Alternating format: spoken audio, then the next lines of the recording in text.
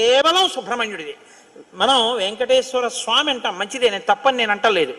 కానీ ఒక్క స్వామి అంటే మాత్రం సుబ్రహ్మణ్యుడే. ఎక్కడెక్కడ సుబ్రహ్మణ్యుడి పేరు చెప్తామో, ఎక్కడెక్కడ తలుచుకుంటామో అక్కడక్కడ సంతానమునకు ఏ విధమైన ప్రమాదం రాదు. సుబ్రహ్మణ్యుడికి నమస్కారం చేస్తే కుజగ్రహ దోషం కూడా ఉపశమిస్తుంది. ఎక్కడెక్కడ షణ్ముఖుణ్ణి ఆరాధన చేస్తారో అక్కడ ఐశ్వర్యం పరిడవిల్లుతుంది. పక్కన ఉన్నటువంటి తమిళ దేశం, ద్రవిడ దేశంలో అంత ఐశ్వర్యం వచ్చింది, అన్ని పరిశ్రమలు వచ్చాయంటే కారణం ఏమిటో తెలుసా అండి? సుబ్రహ్మణ్యారాధన. వాళ్ళు విపరీతమైన సుబ్రహ్మణ్యారాధన చేస్తారు.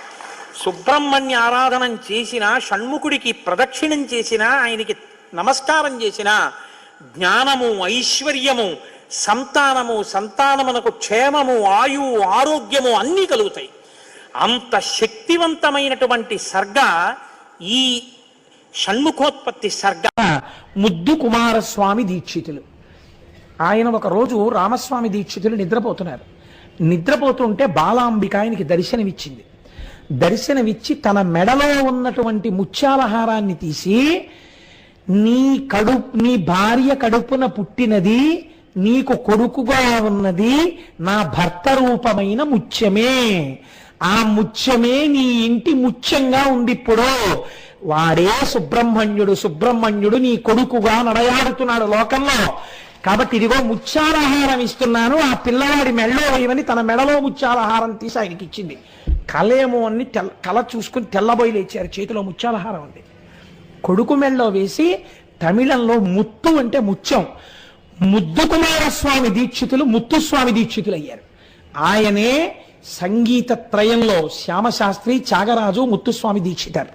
ఆయనే మహానుభావుడు అయ్యాడు ముత్తుస్వామి దీక్షితారు. మూడు ఉంటాయి. సుబ్రహ్మణ్యుడు ఆయన పేరులోనే బ్రహ్మణ్యం, పరమ బ్రహ్మచారి. మరి వల్లీ దేవసేన రేపు చెప్తాను, దాని గురించి కళ్యాణం చెప్తాను.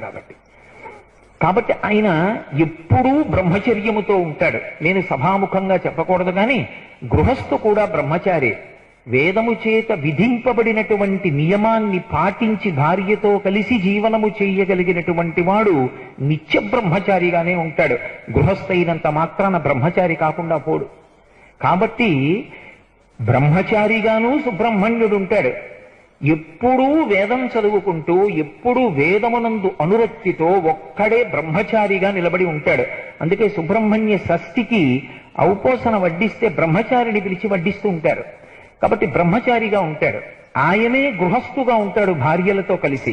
ఆయనే పరమ వైరాగ్యమూర్తి అయి దండాయుధపాణి అన్న పేరుతో స్వామిమలైలో ఉంటాడు.